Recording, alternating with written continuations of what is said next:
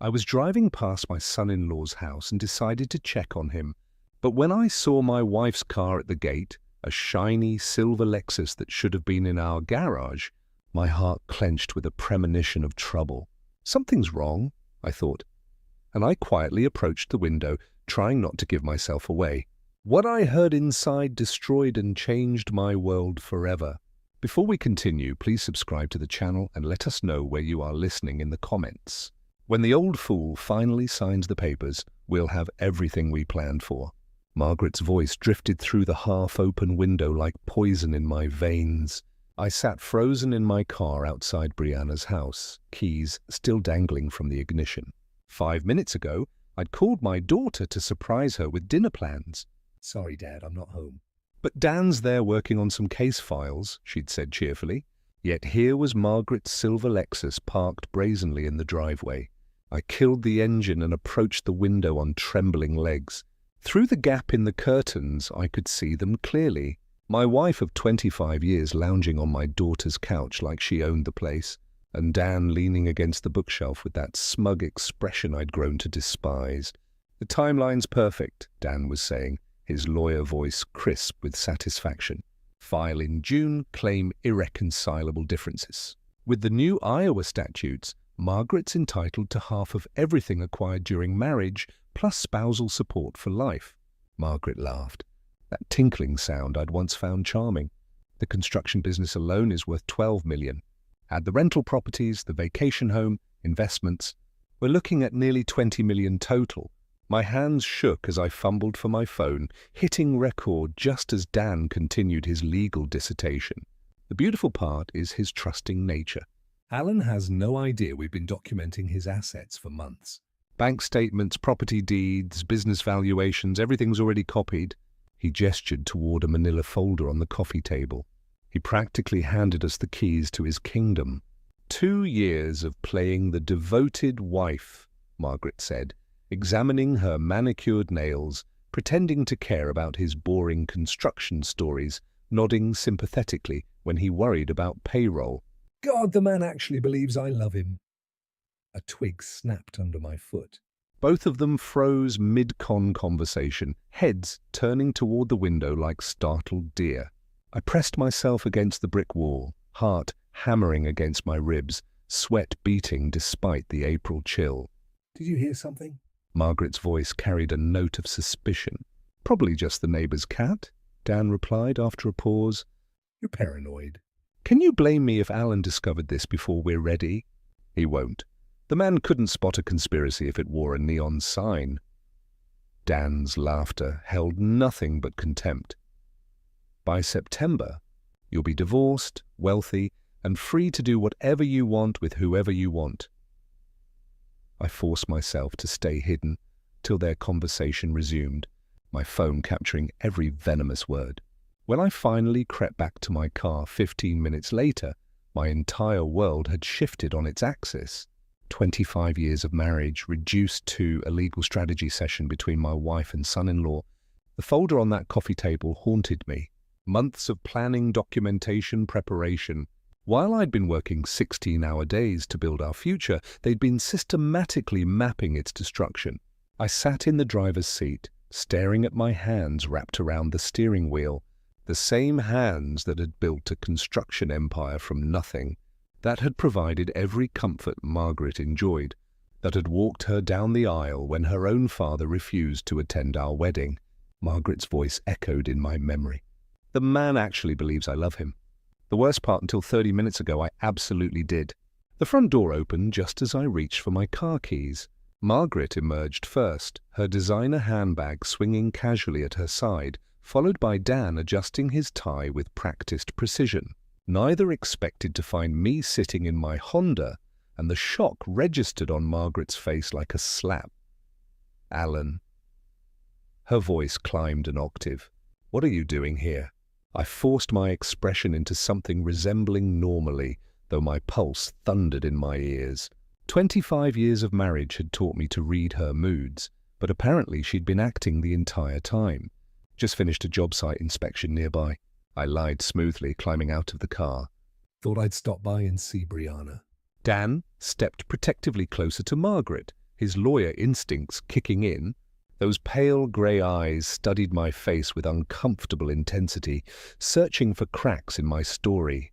"She's not here," Margaret said quickly. I was helping Dan organize some legal documents for a client. The lie rolled off her tongue with practiced ease. How many lies had I swallowed over the years without question? Oh, I kept my voice light, conversational. "I thought you'd be at work until 6 today. Didn't you mention something about the Henderson proposal this morning?" A flicker of panic crossed her features. I left early. Headache. Sorry to hear that. I turned to Dan with manufactured friendliness, working on an interesting case. Asset division, he replied, without thinking, then caught himself. For a divorce client, very complex financial situation. The irony would have been amusing if it weren't destroying my life. Margaret's eyes darted between Dan and me, calculating. How long have you been here, Alan? Just pulled up. Why? No reason, but a smile looked painted on. You seem tense. Everything okay? The woman who'd plotted my financial ruin for months was asking about my well-being. I almost laughed. Long day, you know how it is? I gestured toward Dan. "Don't let me interrupt your work session." "We were just finishing up," Dan said, his hand settling possessively on Margaret's lower back. The gesture seemed automatic, intimate. How long had that been happening? Good timing then. I pulled out my phone to check the time, making sure they could see the device. Neither reacted, but I caught Dan's eyes lingering on the screen. I should head home anyway. "Dinner won't cook itself." Margaret's laugh sounded forced. "I'll be along shortly. Just need to wrap up a few things here." "Take your time." I opened my car door, then paused as if remembering something. "Oh, Margaret, Dr. Patterson's office called about rescheduling your physical." "Something about a conflict with your work schedule." Her face went blank for a split second, the look of someone whose lie had been exposed. Then she recovered with impressive speed. "Must be a mix-up. I'll call them later." "No worries. These things happen." I slid into the driver's seat, heart hammering. "See you both later." As I backed out of the driveway, I watched them in my rear-view mirror. They stood frozen until my car disappeared around the corner, then immediately moved closer together, heads bent in urgent conversation. The three-way dance of deception was complete. They suspected I might have overheard something. I knew they were planning to destroy me, and all of us were pretending everything was perfectly normal. Margaret would drive home separately, armed with explanations for her early departure from work and her presence at Dan's house. She'd probably arrived at a dozen reasonable justifications by the time she walked through our front door, but she didn't know about the recording on my phone. 43 minutes of crystal-clear audio that would change everything. I pulled into traffic, hands steady on the wheel for the first time in an hour. The shock was wearing off, replaced by something colder and more focused. They thought they were playing chess with a checkers player. They were about to discover their mistake. The 15-minute drive home passed in a blur of traffic lights and muscle memory. My Honda found its way into our circular driveway without conscious direction, past the manicured gardens. Margaret insisted we pay someone else to maintain, past the fountain she'd commissioned for our 20th anniversary. I sat in the car for several minutes, staring at the house I'd built with my own hands in 1995. Every board, every nail, every carefully planned detail had been a love letter to the woman who was now plotting to steal it from me. The front door opened into silence that felt different now, not peaceful, but hollow. Margaret's presence had always filled these rooms with chatter about her day, complaints about neighbors, excitement over new purchases. Now I wondered how much of it had been performance. The wedding photo on the mantel caught my eye first. December 15th, 1987, Margaret radiant in ivory silk, me awkward in a rented tuxedo. Both of us glowing with what I'd believed was genuine happiness. She'd been 22, working as a secretary at Morrison & Associates downtown. I was 37, my construction business finally turning real profit after 10 years of 12-hour days and instant noodle dinners. We'd met at the company Christmas party that year. Morrison was a client. I'd renovated their offices the previous spring. Margaret had laughed at my terrible joke about concrete mixers, a sound like silver bells that made my chest tighten with unexpected longing. When I asked her to dinner, she'd blushed and said yes. So quickly I wondered if she'd been waiting for me to ask. Our first date at Romano's Italian restaurant stretched until midnight. She listened with genuine interest as I described my dreams of building something lasting, something that would outlive us both. Her eyes sparkled when I talked about the houses I wanted to create, the families I wanted to shelter. "You're not just building structures," she'd said, reaching across the table to touch my hand. "You're building homes," I'd proposed 6 months later. The kitchen table held our 25th anniversary card from last December. Margaret's handwriting still elegant in blue ink. "To my wonderful husband, thank you for making all my dreams come true. Here's to 25 more years of happiness." All my love, Margaret. All her love. The phrase tasted bitter now. I moved to the living room where Brianna's baby pictures lined the built-in shelves I'd crafted during Margaret's pregnancy. June 8th, 1995, the day our daughter was born. Margaret, exhausted but radiant, holding our red-faced miracle like she'd been created for motherhood. Those first years had been the happiest of my life. Margaret threw herself into being a mother with the same intensity she'd once brought to planning our wedding. Parent-teacher conferences, soccer games, birthday parties with elaborate themes. She documented every moment with fierce maternal pride. "You're the best father in the world," she told me, the night Brianna graduated high school, tears streaming down her face as we watched our daughter accept her diploma. "She's going to do incredible things because of the foundation you gave her." The foundation I gave her, not we. I had the cracks been showing even then. I sank into my leather recliner, the one Margaret always complained was too ugly for the formal living room, and let the memories wash over me. Our 10th anniversary cruise to Alaska. Margaret genuinely delighted by the glaciers and wildlife. Brianna's college graduation, all of us crying as she walked across the stage with her psychology degree. Christmas mornings filled with laughter and chaos. Margaret insisting on elaborate decorations that took weeks to install and one day to dismantle. When had gratitude transformed into entitlement? When had thank you for providing this life become, "We deserve so much more"? The recording on my phone held the answer. Margaret hadn't loved me in years, possibly decades. Every kiss, every anniversary celebration. Every "I love you" whispered in the darkness had been calculated. Manipulation designed to keep me working, earning, building wealth she could eventually claim as her own. 25 years of my life reduced to a legal strategy session. I sat in the growing darkness of our living room, surrounded by the evidence of what I'd believed was a happy marriage, and felt something cold and analytical settling over the grief.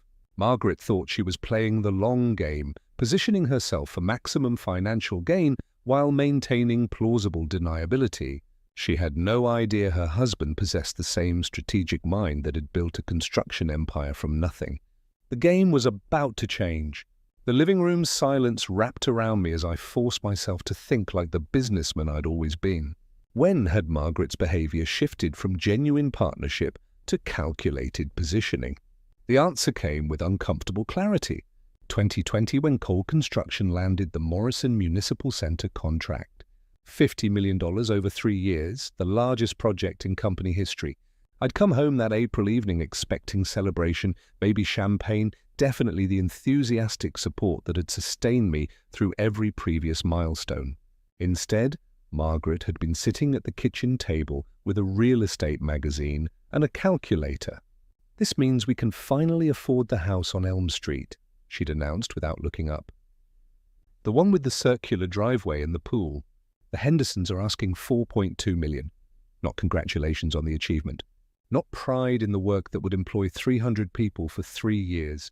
Just immediate focus on what my success could buy her." Margaret, I haven't even started the project yet.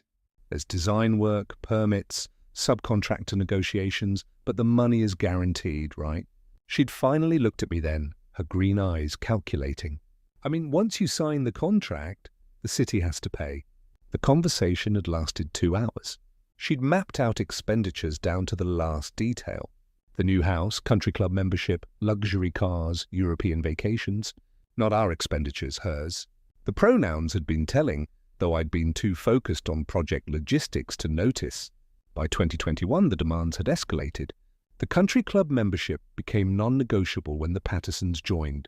Riverside Hills, our perfectly adequate vacation cabin in Wisconsin, became embarrassing compared to the Johnsons' place in Aspen. Margaret began dropping hints about other wives. whose husbands really understood how to treat a woman. The physical intimacy disappeared gradually, so slowly I had attributed it to age and stress. Separate bedrooms became necessary because of my snoring, though Margaret had never complained about snoring in 23 years of marriage.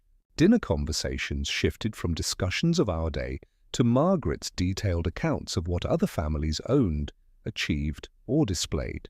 Sarah Mitchell's husband bought her a Mercedes for their anniversary. She'd mentioned last month cutting her salmon with surgical precision just because he appreciated everything she'd sacrificed for their marriage. Sacrificed as if supporting my career while living in luxury had required significant personal loss.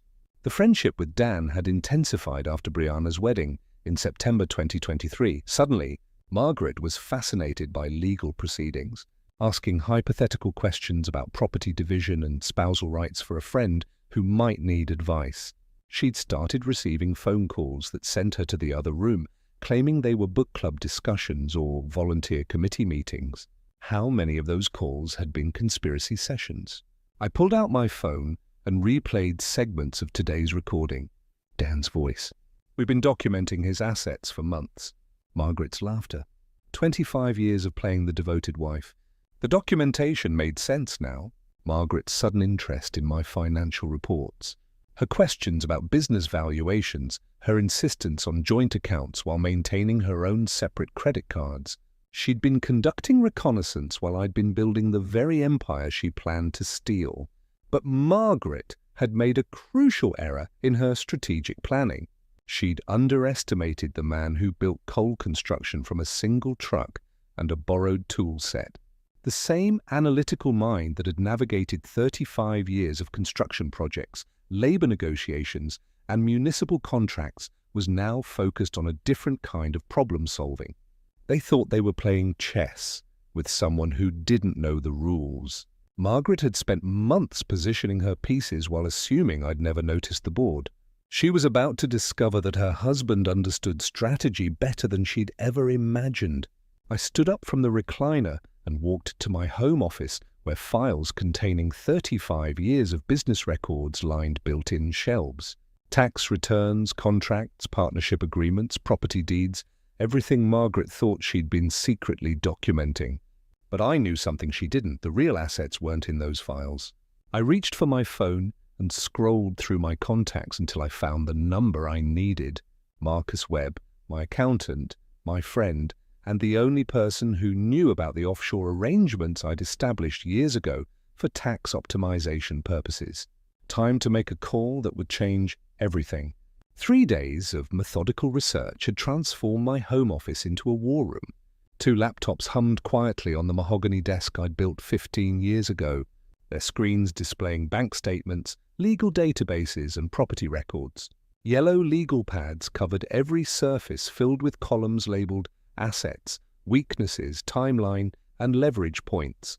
I'd shaved carefully that morning, put on my best navy suit, and slipped on the reading glasses Margaret always said made me look distinguished. Strange how quickly grief could crystallize into strategy when you had 35 years of business experience to draw from. Marcus Webb had been more helpful than I dared hope. 3 offshore accounts I'd established years ago for tax optimization, completely legal, fully documented, but invisible to anyone without forensic accounting skills. Margaret's amateur reconnaissance mission had missed the real treasure. She'd been cataloguing the visible kingdom while the crown jewels remained hidden in plain sight. But Margaret had been busy too. Her credit card statements told a fascinating story. $47,000 in unauthorized transfers over 8 months, funneled to a joint savings account I'd never opened. The beneficiary name made my jaw clench. Daniel Thompson. They'd been positioning themselves as financial partners long before their divorce conspiracy began. Luxury lunches at Riverside Country Club, $300 spa treatments, designer clothing purchases that coincided suspiciously with her book club meetings. Every expense painted a picture of a woman preparing for a different life.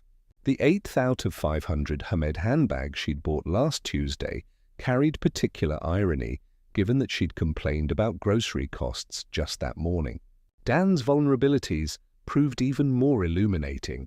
My construction industry contacts had been generous with information about Davenport's most ambitious attorney. The man who planned to steal my fortune was drowning in debt.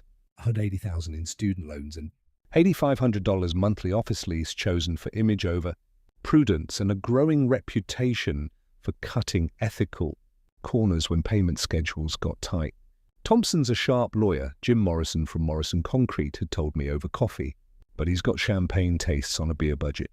Owes 3 of my subcontractors nearly 25 grand total. Always promises payment next week and then disappears when the bills come due. The State Bar Association's website revealed 2 dismissed ethical complaints in the past year, both involving client fund mismanagement, dismissed but documented. In legal circles, even unsuccessful complaints left stains on professional reputations. I leaned back in my leather chair, surveying the intelligence gathered over 72 hours of patient investigation. Margaret and Dan had underestimated their opponent catastrophically. They'd seen a trusting husband who worked long hours and rarely questioned household expenses. They'd failed to recognize the analytical mind that had built coal construction from a single truck into a 12 million enterprise. The phone rang, jarring me from my strategic reverie.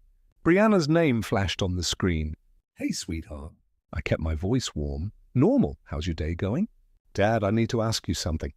Her tone carried the careful neutrality she used with troubled patients. "Is everything okay between you and Mom lately?" "There's been this weird tension whenever I'm around both of you." My hand tightened on the phone. How much did she know? How much had Dan told her about their conspiracy? "What makes you ask?" "Little things. Mom seems stressed about money, which is strange since business has been so good. And Dan keeps asking weird questions about your company structure, like how the partnerships work and who controls what assets." She paused. "It feels like they're fishing for information, but I can't figure out why." Fishing for information. My daughter's psychology training had detected the predatory behavior her mother and husband thought they'd hidden. "Probably just curiosity about how the business world works," I said carefully. "Your mum's always been interested in financial security." "Maybe." But Brianna didn't sound convinced. "Dad, if something was wrong, I mean really wrong, you'd tell me, right?" The question hung between us like a loaded weapon. "Tell her what?" That her mother was planning to destroy me financially? That her husband was orchestrating the whole conspiracy? That the family she'd trusted her entire life was built on lies? "Of course, sweetheart, but everything's fine. Just the usual business pressures." After we hung up, I sat staring at my research notes. Dan had been pumping my daughter for information about my business structure. The scope of their intelligence-gathering operation was broader than I'd realized. Time to make sure they got exactly the information I wanted them to have. I was still processing Brianna's warning about Dan's fishing expedition when my secure phone line rang. Sarah Chen, my accountant for 12 years, her voice crisp with professional efficiency. "Alan, I've got the asset protection documents ready for signature. When you mentioned wanting to update estate planning, I took the liberty of researching optimal structures." A pause. "This is about more than estate planning, isn't it?" "How perceptive of you." 28 years in forensic accounting teaches you to read between the lines. Should I ask what kind of threat we're protecting against? The domestic variety. Sarah's silence spoke volumes. She'd handled 3 divorces for my construction crew supervisors. She knew the landscape. "I'll have everything ready by noon," she said. The business assets will be completely insulated from any personal legal action. Whoever's planning to take a run at your personal finances won't even see the real money. By 10:50 a.m., I was sitting across from Tom Bradley, president of First National Bank, and my golf partner for 15 years. The mahogany conference room smelled of coffee and leather. Familiar territory where I'd negotiated dozens of construction loans. "Account security review," I said, sliding documents across the polished table. "I need all joint access points verified and temporarily frozen pending identity confirmation." Tom's eyebrows rose slightly. This is comprehensive, Alan. Every joint account, credit line, and automatic payment system. Every single one. May I ask? You may not. But I smiled when I said it. How long for the security holds to take effect? Immediately upon your signature, all account holders will receive notification that access requires in-person verification with photo ID and secondary documentation. Tom studied my face. This is going to inconvenience Margaret significantly. I'm counting on it. The security holds activated at 11:47 a.m., just as Margaret was sitting down for her weekly lunch at Riverside Country Club with 3 other construction wives. My phone buzzed with the first decline transaction at 12:03 p.m. I was reviewing contractor bids when Margaret's panicked call came at 12:50. Alan, something's wrong with our accounts. My card was declined at lunch, and when I called the bank, they said there's a security hold. Do you know anything about this? Perfect innocence. No mention of the joint account with Dan's name. No acknowledgement of the missing $47,000. No admission that she'd been moving money without my knowledge. Security hold. That sounds serious. Did they say what triggered it? Something about verifying identity and account access. It's embarrassing, Alan. I'm sitting here with Linda and Susan and Janet, and I can't even pay for my own lunch. The distress in her voice was genuine, not because her conspiracy was threatened, but because her social status had been publicly compromised. After 25 years of marriage, I knew Margaret's priorities. I'll call Tom Bradley immediately, I assured her. We'll get this sorted out. But I didn't call Tom. Instead, I drove to the construction site, where my crew was pouring foundation for the new medical center. The familiar sounds of machinery and worker voices felt grounding after 3 days of financial warfare. My phone buzzed with text messages throughout the afternoon. Margaret, 1:47 p.m. Still can't access any accounts. This is ridiculous. Margaret, 2:23 p.m. Tom Bradley's secretary says he's in meetings all day. What kind of bank president is too busy for his best customers? Margaret, 3:15 p.m. Even our emergency credit line is frozen. How am I supposed to buy groceries? Each message brought a grim satisfaction. For 25 years, Margaret had taken financial security for granted, while I worked 60-hour weeks to provide it. Now she was experiencing what it felt like when that security vanished without warning. Dan's reaction proved even more interesting. At 4:30 p.m., my private investigator, Mike Rodriguez, called with an update. Thompson tried to access his shared account with your wife 3 times this afternoon. When that failed, he attempted to withdraw funds from what appears to be a trust account. Probably your daughter's education fund that he manages. That one's frozen too. Per your instructions. His demeanor. Angry phone calls to bank representatives. Threats about legal action, demands to speak with management. Classic, overconfident attorney discovering his leverage has evaporated. By 6 p.m., I was home reviewing the day's financial battlefield from my office. Every shared account frozen, every joint credit line suspended, every automatic payment system requiring my personal authorization. Margaret's access to 25 years of accumulated wealth had been reduced to whatever cash she carried in her purse. The security measures were completely legal, a husband protecting marital assets pending estate planning review. Tom Bradley would confirm that standard banking protocols had been followed precisely. But Margaret and Dan would understand the message perfectly. The man they'd planned to financially ambush was no longer playing defense. My phone rang at 6:47 p.m., Margaret's number, but the voice that answered would be desperate now, not manipulative. Time to see how quickly conspirators turned on each other when their plans started crumbling. The after-hours security guard at Thompson and Associates barely looked up as Margaret rushed through the lobby at 7:15 p.m., her heels clicking frantically on the marble floor. I knew this because Mike Rodriguez had positioned himself in the coffee shop across the street with a clear view of the building entrance. The frantic call Margaret had made from our driveway. "Dan, we need to talk immediately. Something's gone terribly wrong," had been loud enough for our next-door neighbor to overhear. Not that Margaret cared about discretion anymore. On the 14th floor, Dan's corner office glowed with emergency session intensity.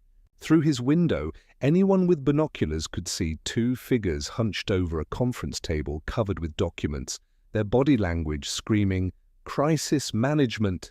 He knows. Margaret's voice carried through the building's older ventilation system to the accounting firm next door, where Mike's contact maintained an office. Alan knows something and he's cutting off everything. I couldn't even buy gas for my car. Dan's response was sharp, professional, his litigation voice engaged. The timing isn't coincidental. 3 days ago, you said he showed up unexpectedly at Brianna's house right when we were discussing strategy. He must have overheard something. How much could he have heard? Enough to understand. We're not playing around. Papers rustled as Dan reviewed documents. Margaret, we need to assume he recorded our conversation. Everything we said about assets, timeline, strategy, all of it potentially documented. The silence that followed spoke volumes. Two conspirators realizing their victim had been several moves ahead, while they'd congratulated themselves on their cleverness. What do? Margaret's voice had lost its earlier confidence. We accelerate everything. No more gradual approach. No more careful positioning. Monday morning, I file for emergency divorce proceedings with immediate spousal support. We claim Alan is engaging in financial abuse by restricting your access to marital assets. Financial abuse? Margaret's tone sharpened with interest. That sounds legally compelling. Dan finished. We paint him as a controlling husband who uses money to manipulate and intimidate.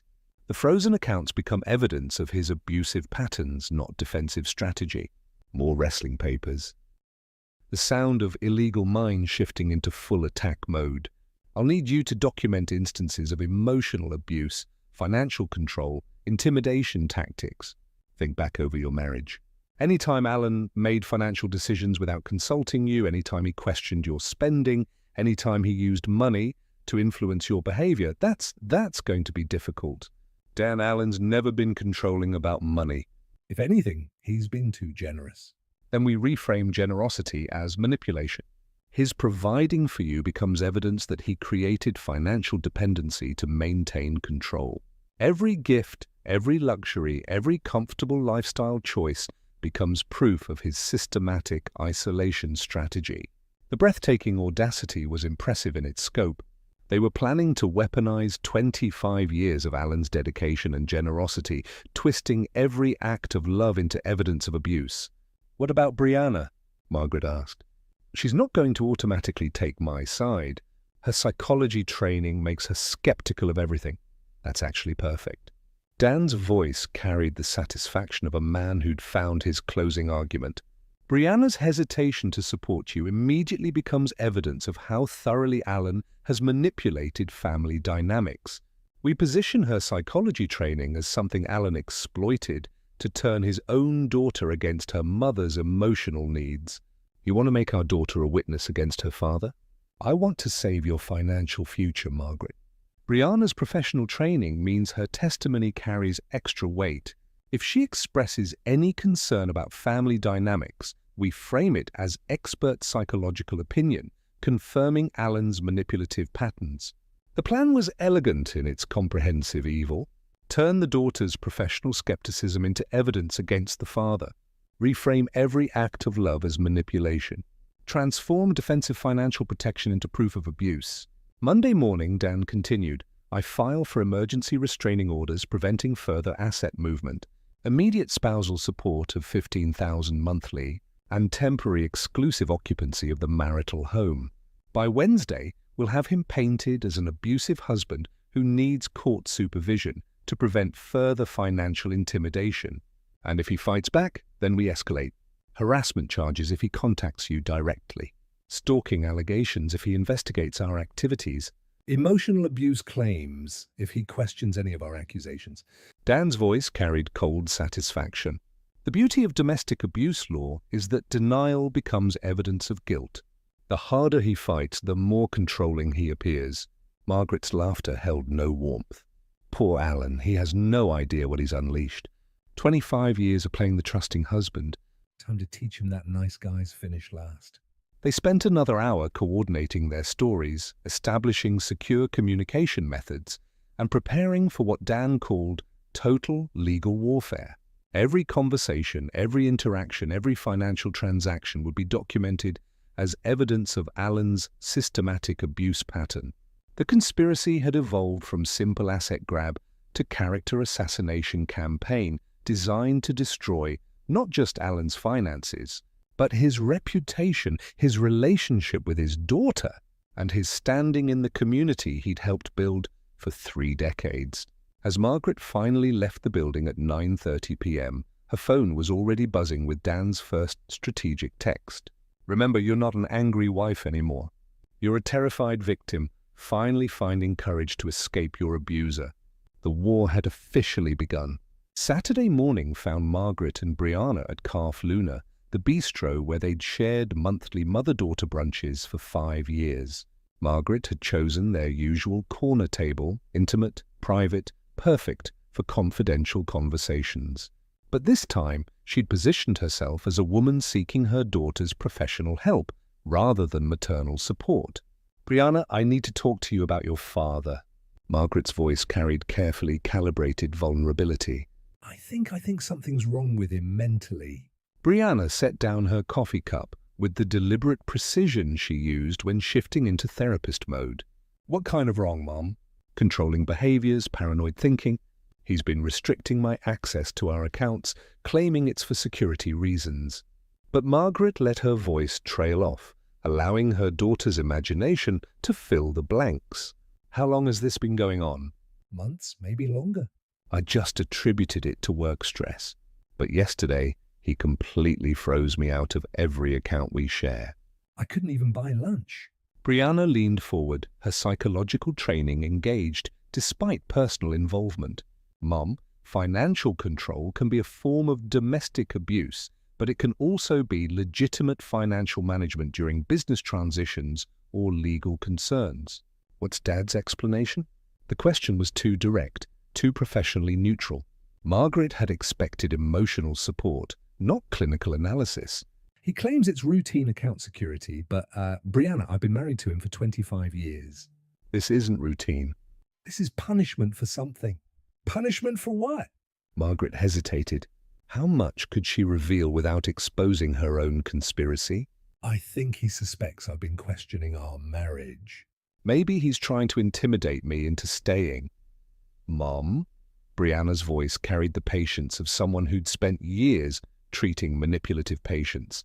Are you telling me Dad is financially abusing you to prevent divorce? Or are you telling me you're considering divorce and Dad is protecting assets? The distinction cut too close to truth. Margaret shifted tactics. I'm telling you that your father has been exhibiting concerning behavioral changes, and as a psychologist, I thought you might have insights about what's happening. As a psychologist, I'd say that major behavioral changes usually have identifiable triggers. What happened 3 days ago that might have caused Dad to suddenly restrict account access? Margaret's mind raced.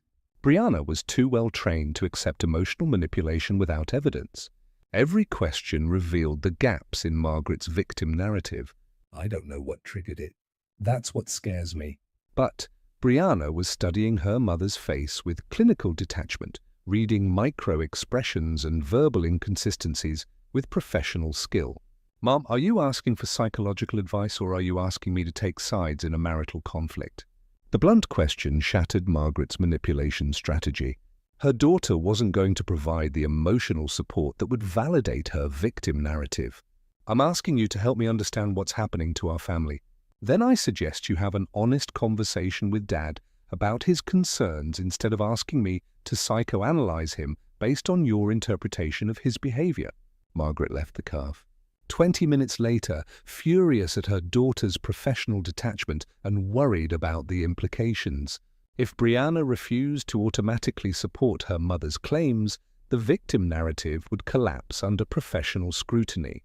Meanwhile, 40 minutes away at Cole Construction's headquarters, I was receiving intelligence that would reshape the entire battlefield. Jim Morrison's call came at 10:15 a.m., just as I was reviewing weekend job site reports. Alan thought you'd want to know. Dan Thompson's got problems brewing with the State Bar Association. Word is they're investigating his handling of contractor payments on the Mitchell case. What kind of problems? 3 subcontractors filed complaints about non-payment last month. Thompson collected fees from his client, but never distributed payments to the trades. Classic trust account violation if they can prove it. I sat down my coffee, mind immediately calculating the implications. How serious? Serious enough that the Bar Association scheduled a hearing for next week. Thompson's scrambling to find 23 grand to make the subcontractors whole before the investigation concludes. 23,000, the exact amount Dan owed according to my research. Jim, would those subcontractors be willing to discuss their experience with Thompson if someone from the construction community reached out? Absolutely, these guys are furious. Thompson promised payment for 6 months, always had excuses, always blamed delays on his client or court procedures. They're small operators who can't afford to absorb those losses. I spent the next 3 hours making strategic phone calls. Bob Martinez from Martinez Electrical, who'd been waiting 8 months for $7,400. Steve Chen from Chen Plumbing owed $9,200 since last October. Randy Foster from Foster Roofing, still waiting for $6,500 from a job completed in November. Each conversation followed the same pattern. Professional courtesy calls from Cole Construction checking references before potentially hiring Thompson for legal services. Each contractor eager to share warnings about Dan's payment practices, ethical shortcuts, and professional unreliability. By 1 p.m., I had documented evidence of Dan's systematic pattern of using client trust accounts as personal banking, violating state bar regulations and misleading subcontractors about payment timelines. At 2:30 p.m., I called the State Bar Association's ethical complaint hotline. I'd like to file a formal complaint about attorney misconduct, I told the intake specialist. Daniel Thompson has engaged in a pattern of client trust account violations and has made misleading representations to construction industry professionals. The complaint form asked for detailed documentation.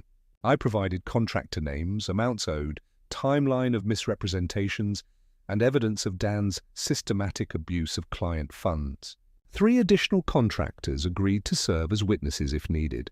By 4:00 p.m., Dan's law office was receiving calls from the Bar Association about expedited investigation procedures and mandatory hearing attendance. His professional reputation, the foundation of his conspiracy against me, was now under formal ethical review. At 4:47 p.m., my phone buzzed with a text from Mike Rodriguez. Thompson just left his office carrying 3 boxes of files, heading toward his car. Want me to follow? No need, I type back. I know exactly where he's going. Dan would be driving straight to Margaret, panic overriding his usual caution. The conspiracy that had begun with confidence and careful planning was about to become a desperate scramble for survival. Let them panic. Let them make mistakes. The real war was just beginning. 2 days of professional crisis had given Brianna time to process everything she'd learned. The drive to Cole Construction's headquarters felt like traveling toward a reckoning she'd been avoiding her entire adult life. My office building stood solid against the April sky, brick and steel and honest workmanship. Everything Dan's glass tower pretended to be but wasn't. Sarah, my secretary for 8 years, greeted Brianna with the warmth reserved for family members who actually showed up to job sites and company picnics. "He's expecting you, honey. Go right in." I stood when she entered, reading her body language with the careful attention I'd learned from watching Margaret's moods for 25 years. But Brianna carried herself differently. Professional posture, clinical distance, the bearing of someone who'd made difficult decisions. "Dad, we need to discuss what's happening between you and Mom." Her voice held the careful neutrality she used with troubled patience. "I've spent 2 days analyzing the situation, and I need to understand your perspective. What's your mother told you? That you're exhibiting controlling behaviors, financial manipulation, possible emotional abuse." She sat across from my desk, hands folded precisely. "She wants me to support her victim narrative using my professional credentials." The clinical language was jarring coming from my daughter, but I recognized her strategy. Distance herself emotionally to evaluate facts objectively. And what do you think? I think Mum tried to manipulate me the same way she's apparently been manipulating you. Brianna's green eyes, so much like Margaret's, but clearer somehow, studied my face. "Show me the evidence, Dad. I need to hear what you heard." I hesitated. Once I played that recording, there would be no protecting her from the truth about her mother and husband. But Brianna was 30 years old, a licensed psychologist, capable of handling reality. I pressed play on my phone. Margaret's voice filled the office. "When the old fool finally signs the papers, we'll have everything we planned for." Brianna's expression didn't change for the first minute. Professional detachment held as she listened to her mother mock 25 years of Marriage heard Dan calculate legal.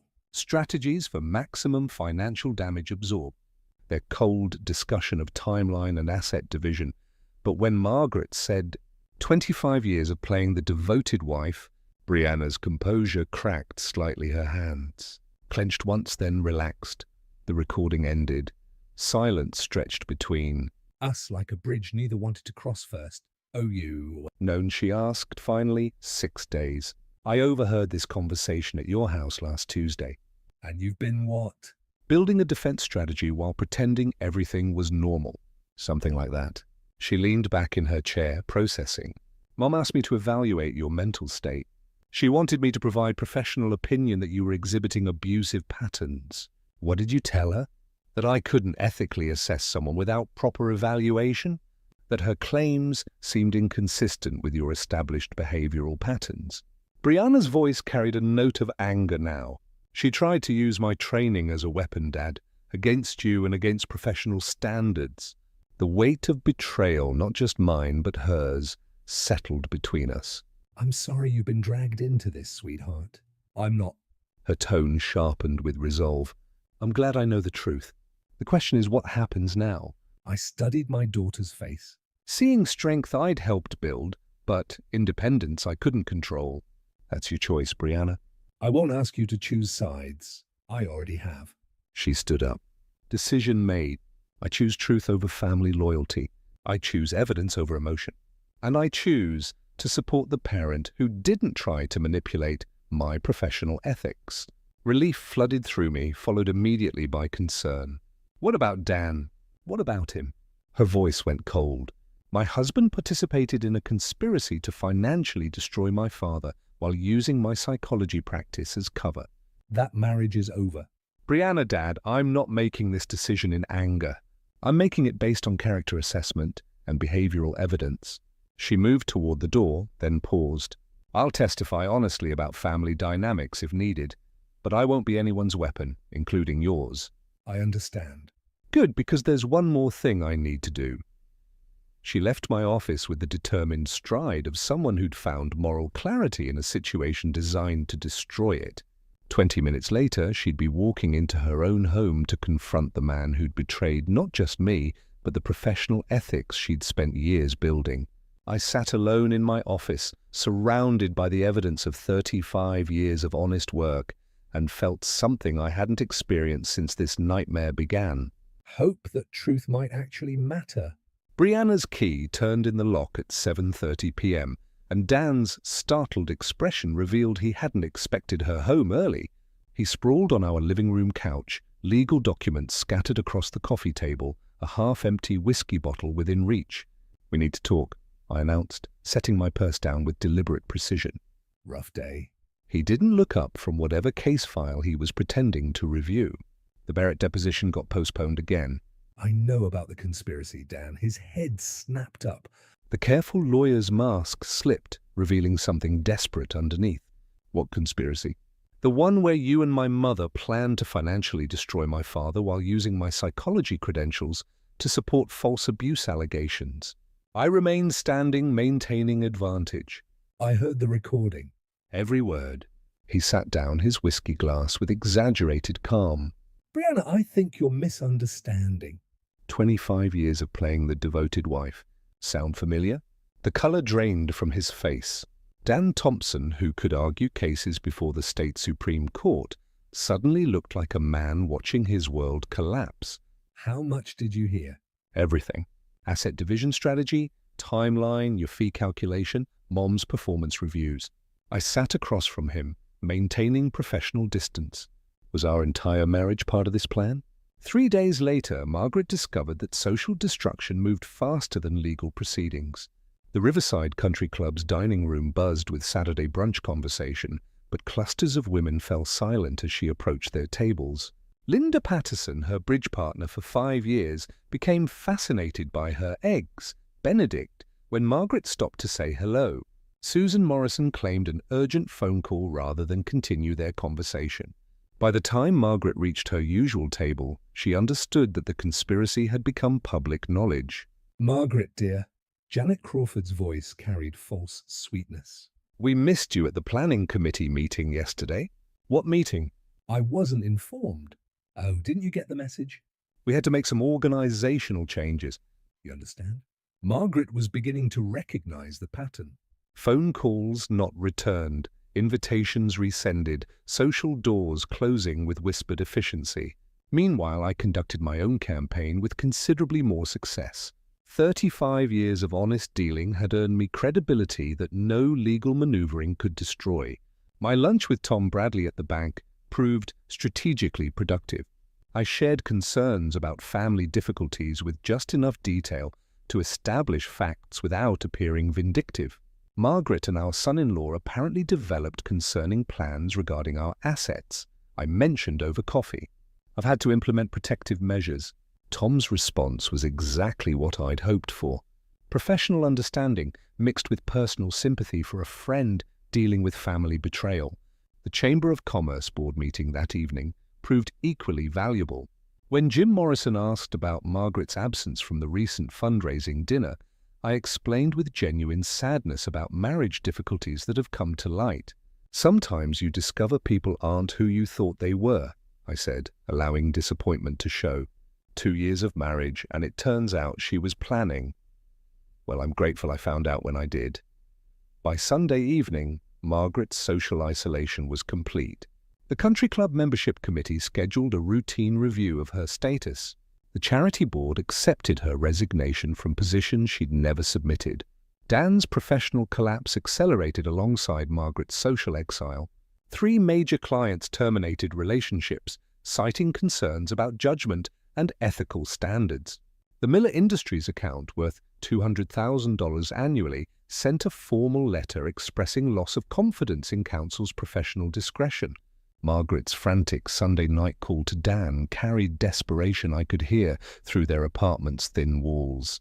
Everyone knows Dan, everyone. I can't show my face anywhere in this town. We'll file emergency motions Monday morning. Force Alan into defensive position. Before what? Before you lose your law license.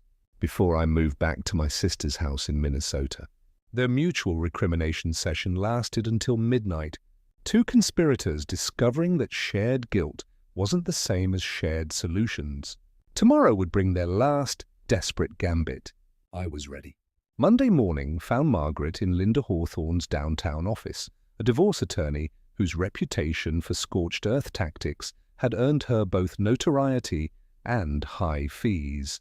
The glass conference room overlooked the courthouse where Margaret hoped to destroy me, but the lawyer's expression suggested limited optimism. Mrs. Cole, I've reviewed your materials. Linda's voice carried professional skepticism. Your husband's financial protective measures appear legally sound. Joint account holders have rights to restrict access during marital discord. But it's financial abuse. Margaret's desperation leaked through her victim persona. He's controlling every aspect of my access to money we earned together. Money he earned according to tax records spanning 25 years. Linda consulted her notes. Your income contributions appear minimal. You haven't been employed outside the home since 1989, Margaret's face flushed. Being a homemaker had represented luxury and security. Now it looked like evidence of dependency. What about emotional abuse, intimidation tactics? What specific incidents can you document? The question hung in the air. Margaret had spent sleepless nights trying to construct believable abuse patterns from 25 years of Alan's genuine consideration and generosity. He's controlling about money. Always has been. Can you provide examples of threats, physical intimidation, isolation from family or friends? Well, no, but Mrs. Cole, domestic abuse cases require evidence. Has your husband ever threatened you physically, prevented you from leaving the house, monitored your communications? Each question struck holes in Margaret's fabricated narrative. Alan had never raised his voice in anger, never restricted her activities, never questioned her friendships. 10 blocks away, Dan discovered that bar association investigations moved with bureaucratic efficiency when they wanted answers. Monday morning's ethics committee call carried implications beyond contractor payment delays. "Mr. Thompson, we've received additional complaints regarding your handling of client trust accounts, specifically allegations that you've been using client funds for personal expenses pending case resolution." Dan's hand tightened on the phone. "Those allegations are unfounded. I've always maintained proper accounting. We have documentation from Martinez Electrical showing invoices submitted 8 months ago with promises of payment pending client approval. Yet your client settled 6 months ago. Where are those funds currently?" The answer was his personal checking account, where contractor payments had been diverted to cover office rent and student loans. What had seemed like resourceful cash flow management now appeared as embezzlement. "There may have been administrative delays. Mr. Thompson, we're scheduling a formal hearing for Thursday morning. You'll need complete financial records for all client accounts dating back 18 months. By Wednesday evening, Margaret and Dan had reached the desperation that breeds dangerous decisions.